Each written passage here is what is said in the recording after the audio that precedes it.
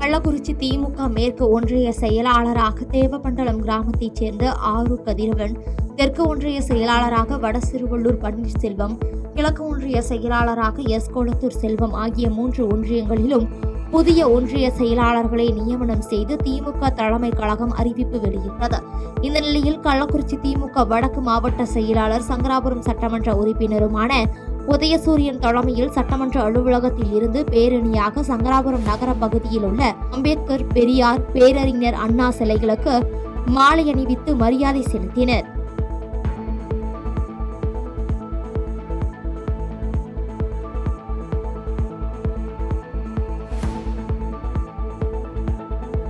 கள்ளக்குறிச்சி மாவட்டம் திருக்கோவிலூர் அருகே வெள்ளிவளம் கிராமத்தில் 3 ஆண்டுகளுக்கு மேலாக குடிநீர் பிரச்சனையால் பொதுமக்கள் கடும் அவதியடைந்து வருகின்றனர். இதுகுறித்து ஊராட்சி மன்ற தலைவரிடம் புகார் அளித்தும் எந்த நடவடிக்கையும் இதுவரை எடுக்கப்படவில்லை என வேதனை தெரிவிக்கும் அப்பகுதி மக்கள் இதுகுறித்து மாவட்ட நிர்வாகமும் ஊராட்சி நிர்வாகமும் நடவடிக்கை எடுக்காவிட்டால் அடுத்த கட்டமாக போராட்டத்தில் ஈடுபட போவதாக தெரிவித்துள்ளனர்.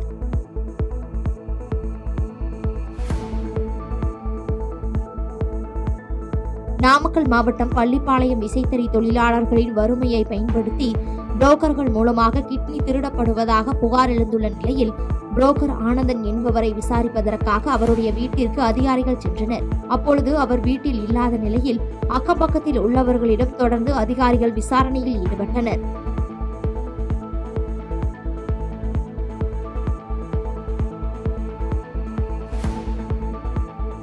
பன்னிரண்டாவது மாநில முய்தாய் குத்துச்சண்டை சாம்பியன்ஷிப் போட்டி சென்னை கோபாலபுரத்தில் கலைஞர் நூற்றாண்டு உட்புற குத்துச்சண்டை மைதானத்தில் நடைபெற்றது. தமிழ்நாடு முய்தாய் அசோசியேஷன் பொதுச் செயலாளர் மற்றும் தலைமை பயிற்சியாளர் மது தலைமையில் மாநில அளவிலான இந்நிகழ்வில் சென்னை உள்ளிட்ட பல்வேறு மாவட்டங்களைச் சேர்ந்த 150 முதல் 200க்கும் மேற்பட்ட விளையாட்டு வீரர்கள் பங்கேற்றனர்.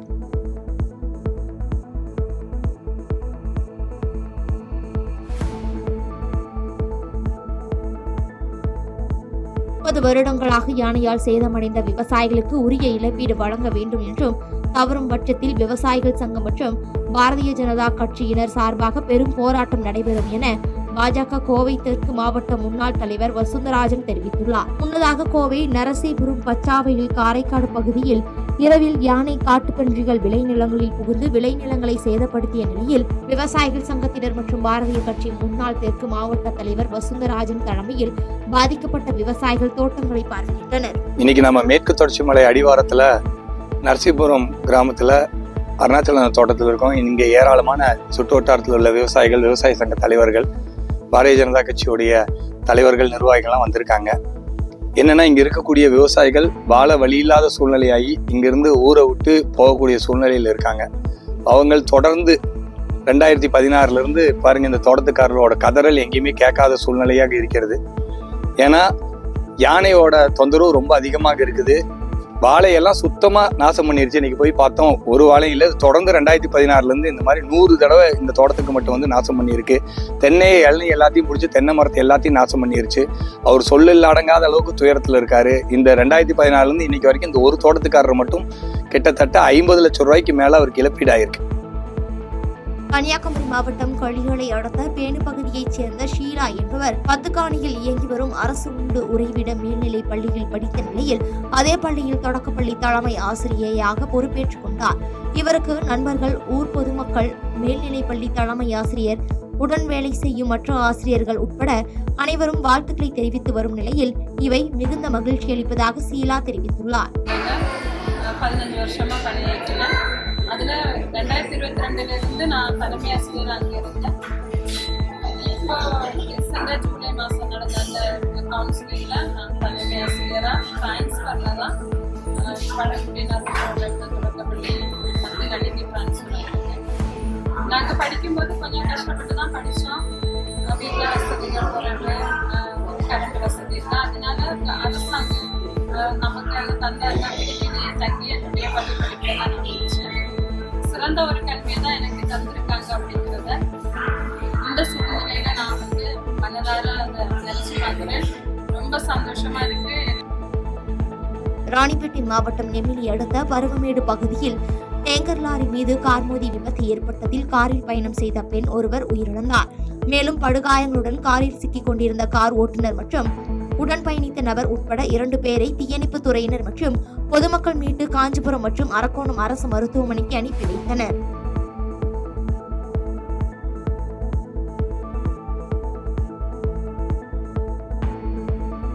ராணிப்பேட்டை மாவட்டம் திமிலி அருகே கந்துவட்டி கும்பலிடம் இருந்து இருசக்கர வாகனத்தை மீட்டு தர கோரி பாதிக்கப்பட்ட இருவர் காவல் நிலையம் எதிரே தர்ணா போராட்டத்தில் ஈடுபட்டதால் பரபரப்பு ஏற்பட்டது. விளாப்பாக்கம் பேரூராட்சிக்குட்பட்ட சின்னத்தக்கை கிராமம் குளத்துமேட்டு தெருவைச் சேர்ந்த முருகன் மற்றும் வடிவேல் அதே பகுதியைச் சேர்ந்த கருணாகரிடம் வட்டிக்கு பணம் வாங்கிய நிலையில் வடிவேலு மற்றும் அவரது மனைவியுடன் இருசக்கர வாகனத்தில் சென்றபோது கருணாகரன் வண்டியை மடக்கி இருசக்கர வாகனத்தை எடுத்துச் சென்று விட்டதாக வடிவேலு திமிரி காவல் நிலையத்தில் புகார் அளித்த நிலையில் நடவடிக்கை எடுக்கவில்லை என கூறி தர்ணா போராட்டத்தில் ஈடுபட்டனர்.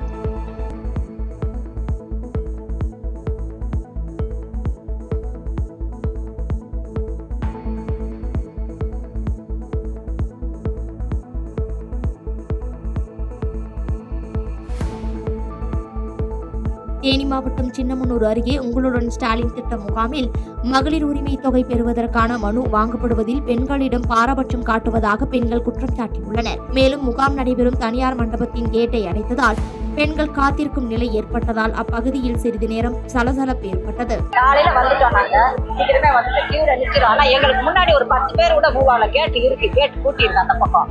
ஆனா எங்க ஊர்ல எங்க கூட வந்தவங்களே எங்களுக்கு முதல்ல உள்ள பார்த்துட்டு போயிட்டு இருக்காங்க. என்னன்னு கேட்டா வேற கேட் வழி அவங்க தெரிஞ்சவங்களை நீங்க உங்களுக்கு தெரிஞ்சவங்க இருந்தா நீங்க பார்த்து போய்க்கங்கன்னு சொல்றாங்க. இருக்கலாம். ஆமா, அந்த பக்கம் கேட் அடைச்சிருக்கு. நாங்க நிக்கிறோம், காலையில இருந்து நிக்கிறோம்.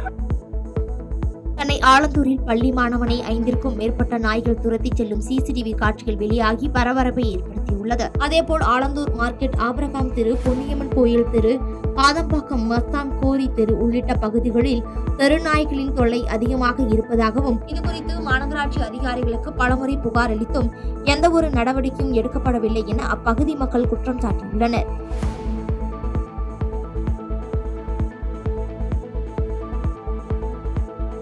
தூத்துக்குடியில் மேய்ச்சல் நிலத்தில் மேய்ந்து கொண்டிருந்த ஆடுகளை குருணை மருந்து வைத்து கொலை செய்த நபர் மீது நடவடிக்கை எடுக்க கோரி உயிரிழந்த ஆட்டின் உரிமையாளர்கள் இறந்த ஆடுகளுடன் திடீரென சாலை மறியலில் ஈடுபட்டதால் பரபரப்பு ஏற்பட்டது. இதுகுறித்து தாளமுத்து நகர் காவல் நிலையத்தில் புகார் செய்தும் காவல்துறையினர் உரிய நடவடிக்கை எடுக்கவில்லை என்றும் ஆட்டின் உரிமையாளர் புஷ்பம் குற்றம் சாட்டியுள்ளார். ஒரு மாதிரி உழவு, இன்னும் ஆடு ஒரு மாதிரி வருது, ஈனுதான் வருது. ஓடி போய் பார்த்தா எல்லா இடமே பொத்துன்னு கீழே விழுந்துச்சு. எல்லாமே உழுத என்னாச்சுன்னு போய் பார்த்தா ஒரு பெரிய டபரால தவுடுல என்னமோ கருப்பா ஒரு இது இருந்துச்சு. அதை தின்னதெல்லாம் எல்லாம் விழுந்துச்சு. உடனே நான் டாக்டர் பார்த்தேங்க, அப்ப வரல, டாக்டர் இல்ல. சரின்ட்டு எல்லாம் நீங்க கம்ப்ளைண்ட் கொடுங்க, அதை எடுத்துட்டு நான் ஸ்டேஷனுக்கே போயிட்டோம். ஸ்டேஷன்ல போய் சொன்னா நீங்க போங்கம்மா, எங்க கூட ஒரு போலீஸ் வந்தாங்க. ஆனா வந்துட்டு பார்த்து நீங்க எல்லாம் ஆஸ்பத்திரி தூக்கிட்டு போங்கன்னு மட்டும் தான் சொன்னாங்களே தவிர இது வரைக்கும் யாரும் வரல. 2 மணிக்கு நடந்த சம்பவம். நாங்க இங்கேயே தான் இருக்கோம். எங்க ஆடுக்கு ஊசி போட்டு வயிற்றுக்குள்ள குட்டி போராடிட்டு தான் கிடக்கு. திருப்பூர் மாவட்டத்தில் வருகின்ற 22ஆம் தேதி தமிழ்நாடு முதலமைச்சர் மு.க. ஸ்டாலின் சுற்றுப்பயணம் மேற்கொள்ள உள்ளார். இந்த நிலையில் பல்லடம் உடுமலை சாலையை அவசரமாக பராமரிப்பு பணிகளை மேற்கொண்டு வருவதாகவும் முதலமைச்சர் வருகையையொட்டி குண்டும் குழியுமாக உள்ள இடங்களில் மட்டும் பேட்ச் ஒர்க் செய்து சாலைக்கு மேக்கப் போடுவதாகவும் பொதுமக்கள் குற்றம் சாட்டி செய்தியாளர்களுக்கு பேட்டி எடுத்துள்ளனர். முதலமைச்சர் ஒரு சில தினங்கள்ல இந்த பகுதியில் வர்றாருன்னு சொல்லிட்டு அவசர கோலத்தில் வந்து ரோட்டை வந்து மேக்கப் பண்ற வேலையை செஞ்சுட்டு இருக்கிறாங்க. இந்த ரோடு வந்து மூணார் உட்பட்ட பல சுற்றுலா தலங்களை இணைக்கும் ரோடா இருக்குது. இது ஜிடி நாயுடு அவர்களால் போடப்பட்ட ஒரு பிரதான ரோடு. முதல்ல பஸ் போக்குவரத்து ஆரம்பிக்கப்பட்டு மிகப்பெரிய அளவில் பழனி டு பல்லடம் சாலை மார்க்கமா இது வந்து நேர்கோட்டில் இருக்கும். பெரிய வளைவுகள் எதுவும் இருக்காது. அந்த மாதிரி ஒரு சிறப்புமிக்க சாலைங்க இது வந்து அதிகமான கோழி பண்ணை நிறுவனங்களும் விவசாய பொதுமக்களும் அதிகமாக பயன்படுத்துகிற இந்த சாலையில் இப்போ முதலமைச்சர் வராருங்கிற ஒரே காரணத்துக்காக அவசர காலத்தில் வந்து பல்லடத்துலேருந்து உடுமலை வரைக்கும் பேட்ச் ஒர்க் செய்கிறாங்க. வேகத்தடைகளை எல்லாத்தையுமே அகற்ற போகிறாங்க. இது பொதுமக்களுடைய உயிருக்கு ஆபத்து இருக்குன்னு சொல்லி நிறைய ரோடுகள் குண்டு மூலியமாக இருக்கிறத 4 வருஷத்துக்கு முன்னாடியே 4 வருஷமாக இது கோரிக்கைகள் இருந்துட்டு இருக்குது. கடலூர் மாவட்டம் பெண்ணாடம் அருகே ரேஷன் அரிசி கடத்தியவர் கைது செய்யப்பட்டுள்ளார். பெண்ணாடம் போலீசார் ரோந்து பணியில் ஈடுபட்டிருந்த பொழுது இறையூர் பேருந்து நிறுத்தம் அருகே வந்த டாடா ஏசி வாகனத்தை வழிமறித்து சோதனை செய்தபோது ரேஷன் அரிசி சுமார் 40 கிலோ எடையுள்ள 20 மூட்டைகள் இருந்தது கண்டுபிடிக்கப்பட்ட நிலையில் திருச்சியை சேர்ந்த ஓட்டுநர் பாபு மீது போலீசார் வழக்கு பதிந்து கைது செய்து ரேஷன் அரிசி கடத்திய டாடா ஏசி வாகனத்தையும் பறிமுதல் செய்தனர்.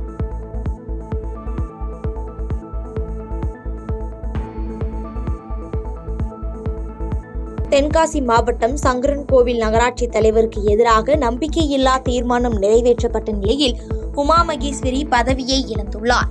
முன்னதாக சங்கரன்கோவில் நகராட்சி நகர்மன்ற தலைவி மீது நம்பிக்கையில்லா குரல் வாக்கெடுப்பு செல்லாது என நகர்மன்ற தலைவி நீதிமன்றம் சென்ற நிலையில் நீதிமன்ற அறிவுறுத்தலின்படி நடைபெறவிருந்த வாக்கெடுப்பானது தாமதமானதால் நகர்மன்ற தலைவி உமா மகேஸ்வரி நகராட்சி ஆணையாளரிடம் வாக்குவாதத்தில் ஈடுபட்டு வாக்குப்பெட்டியை கீழே தள்ளிவிட்டு சென்றதால் பரபரப்பு ஏற்பட்டது.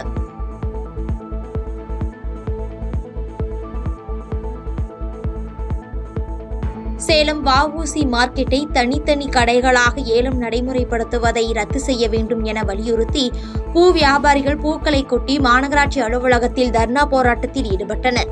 அப்போது போலீசார் தடுத்து நிறுத்தி அவர்களிடம் பேச்சுவார்த்தையில் ஈடுபட்டபோது மாநகராட்சி அதிகாரிகள் வந்து ஏலத்தை ரத்து செய்யும் வரை போராட்டத்தில் ஈடுபடுவதாக தெரிவித்தபோது போலீசாருக்கும் பூ வியாபாரிகளுக்கும் கடும் வாக்குவாதம் ஏற்பட்டதால் பரபரப்பு ஏற்பட்டது.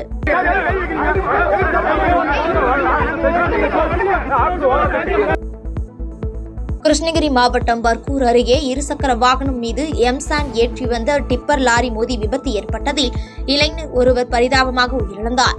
பாசிநாயனப்பள்ளி பகுதியைச் சேர்ந்த ஜெயக்குமார் என்ற இளைஞர் கொண்டப்பநாயனப்பள்ளி பகுதி நோக்கி சென்று கொண்டிருந்த பொழுது டிப்பர் லாரி மோதி விபத்துக்குள்ளான நிலையில் பர்கூர் போலீசார் உடலை மீட்டு இந்த விபத்து குறித்து வழக்கு பதிவு செய்து விசாரணை மேற்கொண்டு வருகின்றனர்.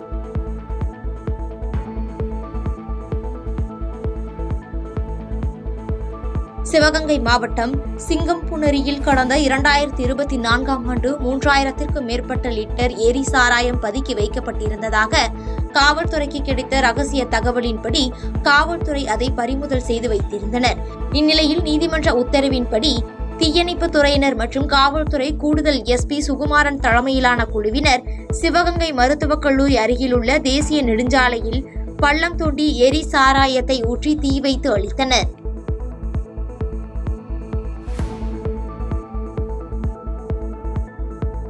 நீலகிரி மாவட்டம் மாயார் வனப்பகுதியில் இருந்து வெளியேறும் புலி வனப்பகுதியை ஒட்டி மேய்ச்சலில் ஈடுபடும் கறவை பசுமாடுகள் உட்பட 10க்கும் மேற்பட்ட கால்நடைகளை வேட்டையாடி சென்றுள்ளது. மேலும் கிராம பகுதிகளில் உலாவரும் புலி வயது முதிர்வு காரணமாக கால்நடைகளை வேட்டையாடி வருவதாகவும் இவை மனிதர்களை தாக்கும் சம்பவங்களில் ஈடுபட்டு பெரும் அசம்பாவிதங்கள் ஏற்படும் முன் வனத்துறையினர் புலியின் நடமாட்டத்தை கண்காணிக்க வேண்டும் என அப்பகுதி மக்கள் கோரிக்கை விடுத்துள்ளனர்.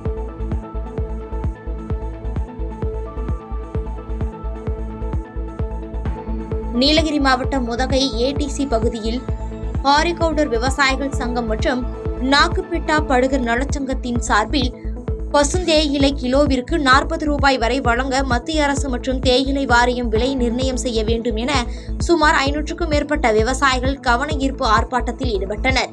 அவர்களுக்கு ஆதரவு தெரிவிக்கும் வகையில் தமிழக வெற்றிக் கழகத்தினர் பசுந்தேயிலையை மாலையாக அணிவித்து நூதன முறையில் விவசாயிகளுடன் ஆர்ப்பாட்டத்தில் ஈடுபட்ட நிலையில் பசுந்தேயிலை சாகுபடி மத்திய அரசு வர்த்தக அமைச்சகத்தில் இருந்து விவசாய அமைச்சகத்தின் கீழ் கொண்டு வந்து விவசாயிகளின் வாழ்வாதாரத்தை தீர்க்க நிரந்தர தீர்வு ஏற்படுத்தி தர வேண்டும் என ஆரிகவுடர் விவசாய சங்க தலைவர் மஞ்சை மோகன் செய்தியாளர்களுக்கு பேட்டியளித்துள்ளார்.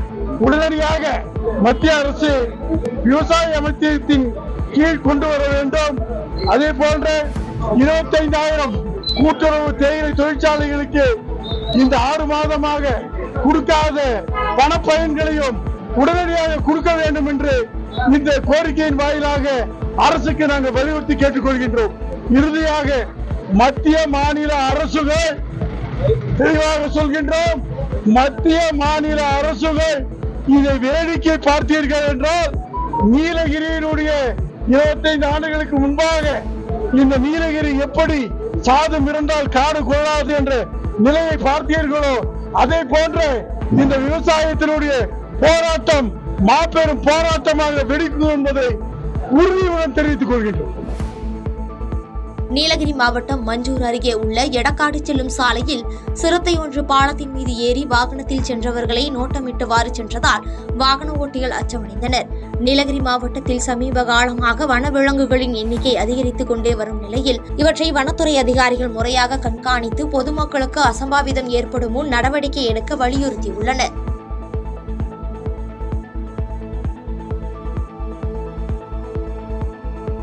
திண்டுக்கல் மாவட்டம் பழனி முருகன் கோயிலில் உள்ள உண்டியல்கள் திறக்கப்பட்டு காணிக்கைகள் எண்ணும் பணி நடைபெற்றது. இதில் கடந்த 22 நாட்களில் ரொக்கமாக 2,81,16,256 ரூபாயும், தங்கப் பொருட்களாக 5,005 கிராமும், வெள்ளிப் பொருட்களாக 11,438 கிராமும், ஆஸ்திரேலியா, சிங்கப்பூர், ஜப்பான் உள்ளிட்ட வெளிநாட்டு கரன்சிகள் 1,324 நோட்டுகளும் கிடைத்துள்ளதாக தெரிவிக்கப்பட்டுள்ளது.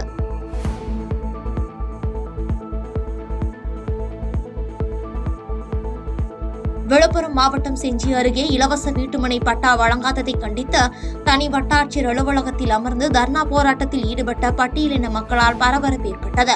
மேலும் இலவச வீட்டுமனை பட்டா வழங்க வலியுறுத்தி கடந்த 3 ஆண்டுகளாக மாவட்ட ஆட்சியர் சட்டமன்ற உறுப்பினரிடம் மனுக்கள் அளித்து வந்த நிலையில் எந்த நடவடிக்கையும் எடுக்கவில்லை எனவும் குற்றம் சாட்டிய பட்டியலின மக்கள் அதிகாரிகள் விரைந்து நடவடிக்கை எடுக்க வேண்டும் என கோரிக்கை விடுத்து செய்தியாளர்களுக்கு பேட்டியளித்துள்ளனர். 3 வருஷமாக இந்து ஆதிராட மக்களுக்கு பட்டா கேட்டு பாராட்டம் மனுக்களை கொடுத்து போராட்டங்கள் பண்ணிட்டோம். இன்றைக்கி தரம் நாளைக்கு தரம் சொல்லிடுறாங்க. ஆனால் இது வரைக்கும் பட்டா எங்களுக்கு வழங்கலை. அவங்க காட்டுற இடம்லாம் சுடுகோடு, புட்டை புறம்போது, ஏரி புறம்போது தான் காட்டுறாங்க. நாங்கள் சரி 108 இந்து ஆதிராட பகுதியில் ரோடு போட்டுக்கிறாங்க. அந்த சர்வே நம்பர் உள்ள இடத்த நாங்கள் கேட்குறோம். ஆனால் கொடுக்க இந்த வெல்ஃபேர் டிபார்ட்மெண்ட்டு அதை மறுக்கிறாங்க. துணை முதலமைச்சர்கிட்ட ஆர்டர் வந்துக்குது. நாங்கள் அவர்கிட்ட நேரடி பார்த்து லெட்டர் கொடுத்தோம். போன வருஷம் 1 வருஷம் ஆகி போச்சு. அது சம்மந்தமாக ஆர்டர் கொடுத்துட்டாங்க மனு சொல்லி. அவங்க இது வரைக்கும் எங்களுக்கு அந்த ஆர்டரே காட்டல, மறைச்சிட்டாங்க. அதனால் எங்களுக்கு பட்டா உடனடியாக தமிழக அரசு வழங்குறதுக்கு வழி பண்ணணும். நெட்வொர்க்குகளில் எம்நாடு செய்தி தொலைக்காட்சியை காணுங்கள். பாதகம் செய்பவரை கண்டால் நாம் பயம் கொள்ளலாகாது பாப்பா. மோதி மிதித்து விடு பாப்பா, அவர் முகத்தில் உமிழ்ந்து விடு பாப்பா. அண்மை செய்திகளை உடனுக்குடன் தெரிந்து கொள்ள இணைந்திருங்கள் எம்நாடு தொலைக்காட்சியுடன்.